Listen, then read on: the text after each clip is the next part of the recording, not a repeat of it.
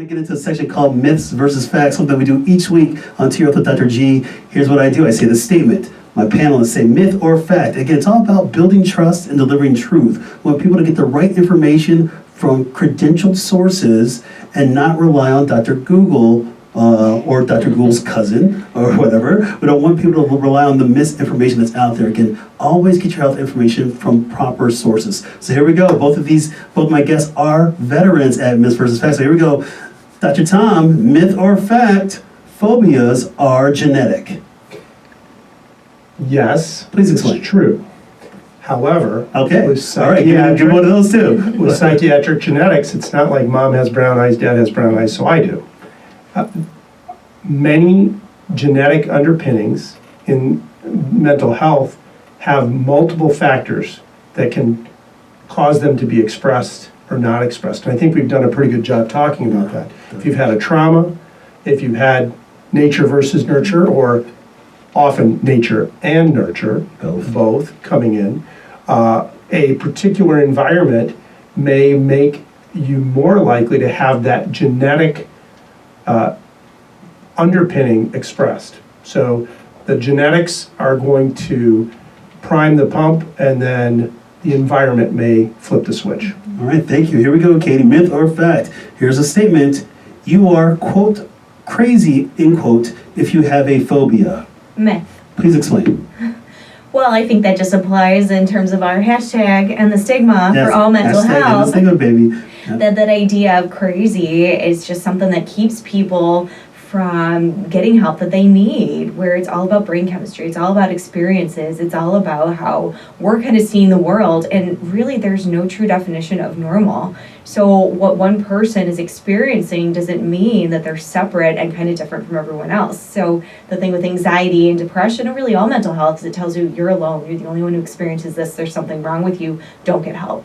So the idea of crazy, I mean, I'd say we're all a little bit crazy and we're all a little bit normal. All right. So no such Thank thing. You. Here we go, Dr. Tom. Phobias are just overrated fears.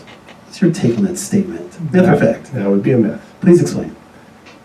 Phobias are much more than overrated fears. We all have fears. As I said, fears are normal and oftentimes positive and good, even though they don't necessarily feel that way. A phobia is something that causes problems with functioning. It causes difficulty in living your best life. Right? Excellent. And that's the bottom line. Excellent, thank you. Here we go, we'll do a couple more of these. Katie, I like this one. All right. The success rate of both short and long-term phobia treatment is very high. I'd say that's a fact. Please explain. So it all depends on putting in that hard work. So if we're just at first doing the short-term identifying, hey, you have a phobia, that's a huge part of it. I'd say 50% of the battle is being able to name that something is going on. It's proven that if you can name an emotion, you're going to reduce the amount that you feel it instead of trying to avoid it and push it down. So when we have kind of that first short-term intervention to help you figure out, how do I cope with a panic attack when one comes on? What do I do in terms of distress tolerance and learn breathing techniques? And then we can start finding what the underpinnings are. What is that long-term to make sure you're really kind of analyzing where that's coming from, and then how to kind of have that long-term change. So we can actually change the structure of our brain based on how we change our thoughts. So cognitive behavioral therapy, exposure response prevention, all these different kind of interventions actually do change our brain, just not as quickly sometimes as medication. And sometimes even medication can't change the brain as quickly as we want to, if in the way we want it to. But to piggyback on that, I think the more robust long-term results do come from therapy than over medicine. Gotcha, thank you. Here we go, a couple more of these. Dr. Tom, here it is. I like this statement. This is a good one for you. I like this one. Children automatically develop parental phobias. Define. Automatically. Well, first of all, define parental phobia. All right. Phobia that a parent has? Yes, the phobia that a parent has, yes. Well, that would be a myth. Please explain. Again, the environment is key in this situation. Okay. Just because a parent has a phobia doesn't mean that this child is going to absorb it. Okay. Are they at increased risk? Certainly they are at increased risk, but there's a person's innate temperament. So a child may actually have a much steadier temperament than their parents. It's certainly possible.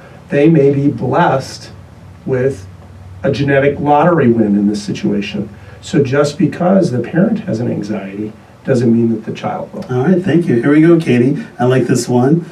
All right. There's such a thing as a rational phobia. You're giving me like those tricky I ones. am giving you those tricky ones because I like you, that's why.